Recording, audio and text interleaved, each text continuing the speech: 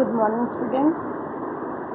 आज हम आगे पढ़ेंगे। कल मैंने आपको वित्त कार्य की विचारधाराएं बताई थी, पारंपरिक विचारधारा और आधुनिक विचारधारा।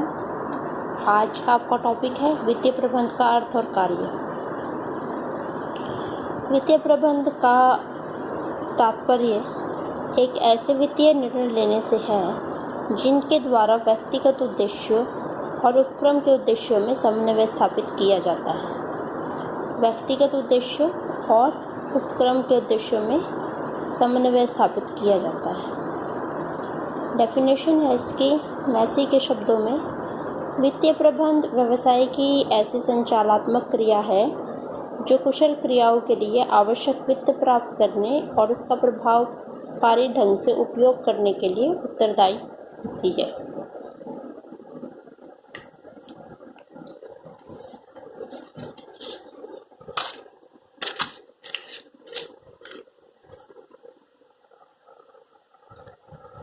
वित्त कार्य का तात्पर्य व्यवसाय के लिए आवश्यक वित्त की व्यवस्था करना, कोषों का अनुकूलतम उपयोग करना, लाभांश नीति का निर्धारण करना है ताकि फर्म के मूल्य को अधिकतम किया जा सके।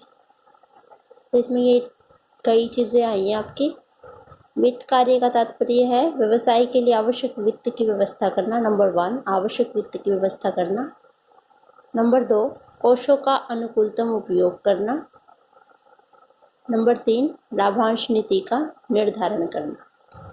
नंबर 1, वित्त की व्यवस्था करना। नंबर 2, कोषों का अनुकूलतम उपयोग करना। नंबर 3, लाभांश नीति का निर्धारण करना। ये तीनों काम किस लिए करने हैं? ताकि फर्म के मूल्य को अधिकतम किया जा सके। तो ये आपका है वित्त कार्य।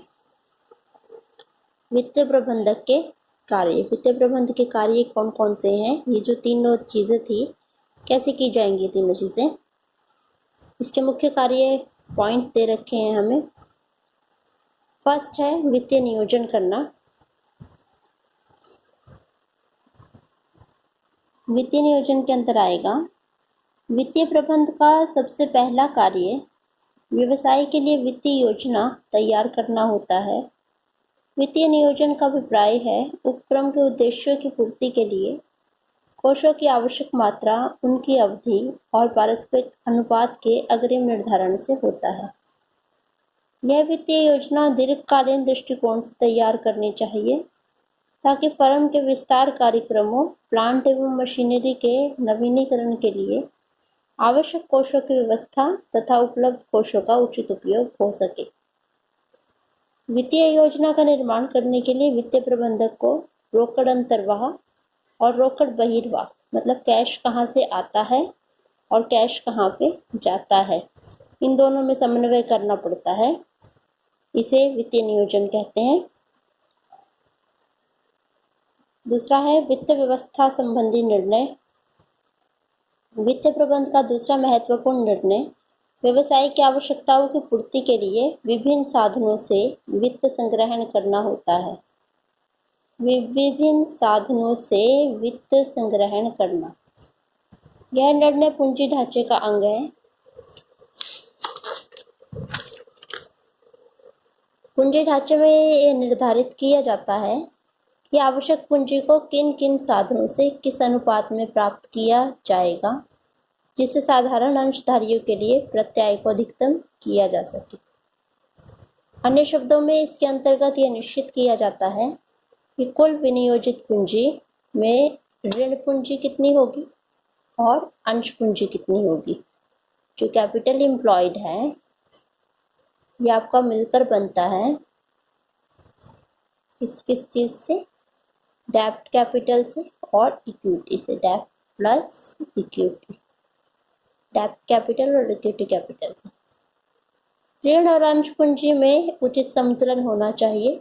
इन दोनों में उचित संतुलन होना चाहिए, डेब्ट और इसमें,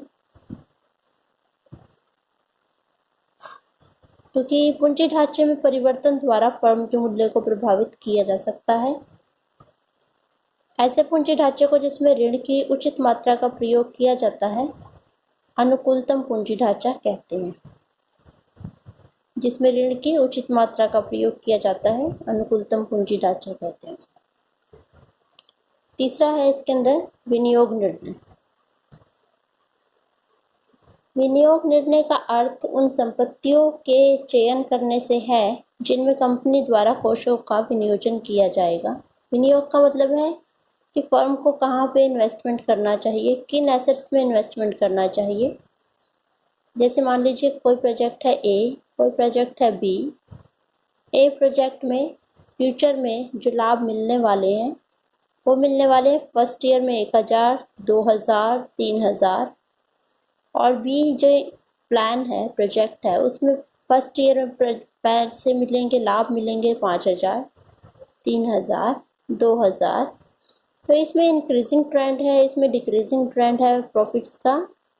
तो फर्म को कौन से में इन्वेस्ट करना चाहिए, ये डिसीजन लेने के लिए उसको ये देखना पड़ेगा। भाई इंक्रीजिंग ट्रेंड इसमें है तो ए प्रोजेक्ट को चयन करें, डिक्रीजिंग ट्रेंड है इसमें तो बी प्रोजेक्ट को चयन ना करें। इसी तरीके से बहुत सारे और निर्णय भी लिए जाते हैं। तो विनियोग निर्णय लेना भी वित्त कार्य का ही एक महत्वपूर्ण भाग है। इसमें आपको सारा यही बता रखा है। व्यवसाय के लिए जो संपत्तियां प्राप्त की जाती हैं वो दो भागों में बांटी हैं इन्होंने।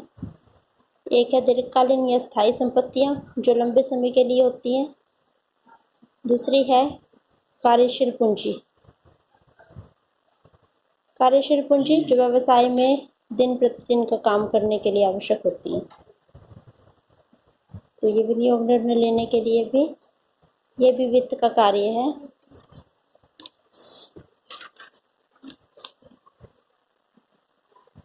फिर है लाभांश नीति संबंधी निर्णय।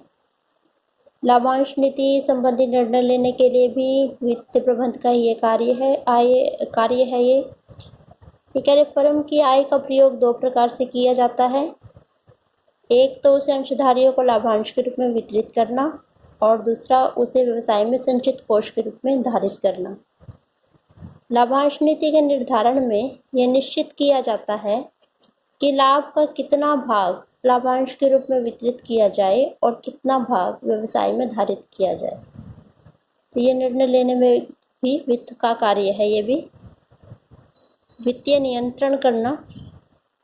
वित्तीय नियंत्रण के अंदर ये देखा जाता है कि जितना वित्त के खर्चे हमने सोचे थे उतने ही हुए हैं या उससे कम हुए हैं या उससे ज़्यादा हुए हैं। जो वित्तीय प्रबंध का महत्वपूर्ण भाग है ये, इसके अंतर्गत उद्देश्यों की प्राप्ति के लिए विचलनों को रोका जाता है। विचलन होते हैं जैसे कि मान लीजिए वित्त के जो खर्चे होने थे आपने एस्टिमेट किया था 5000 रुपये, 50,000 रुपये, लेकिन वित्त का जो खर्चे हुए वो हो गया एस्टिमेट 60,000 रुपये। ज़्यादा हो गया एस्टिमेशन, आपने अनुमान लगाए थे 50 का और हो गए खर्चे 60,000। तो ये जो डेविएशन आया है 10,000 एक्स्ट्रा का, ये क्यों आया है, फिर इसको रोकने का प्रयास किया जाता है, उसको वित्तीय नियंत्रण बोलते हैं। आकस्मिक कार्य, ये कार्य दैनिक प्रकृति के होते हैं। इनमें बहुत से कार्य वित्तीय प्रबंधक के अन्य प्रबंधकीय कार्यों के प्रतिपूरक होते हैं।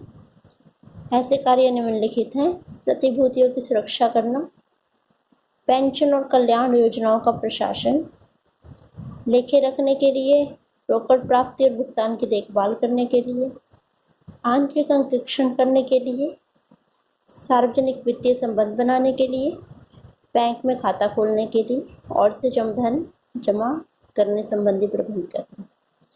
तो ये सारे जो हमने आज पढ़े हैं 6 पॉइंट किसके हैं, वित्तीय प्रबंध के कार्य। तो आज का जो आपको क्वेश्चन आपको लर्न करना है, इसको लिखना भी है इस क्वेश्चन को, या आपको पीछे एक्सरसाइज में क्वेश्चन दे रखा है। वित्त कार्य का क्या अर्थ है? एक है इसका प्रकृति और क्षेत्र, ये मैंने आपको कल बताया था, प्रकृति और क्षेत्र। क्वेश्चन नंबर 2, वित्त कार्य से आप क्या समझते हैं, जो मैंने आज करवाया है, इससे उद्देश्य। वित्त कार्य का क्या अर्थ है, वित्त कार्य की प्रकृति और उद्देश्य। क्वेश्चन नंबर 3, 2 क्वेश्चन है, ये दोनों क्वेश्चन आपको कॉपी में लिखने हैं और लर्न करने हैं।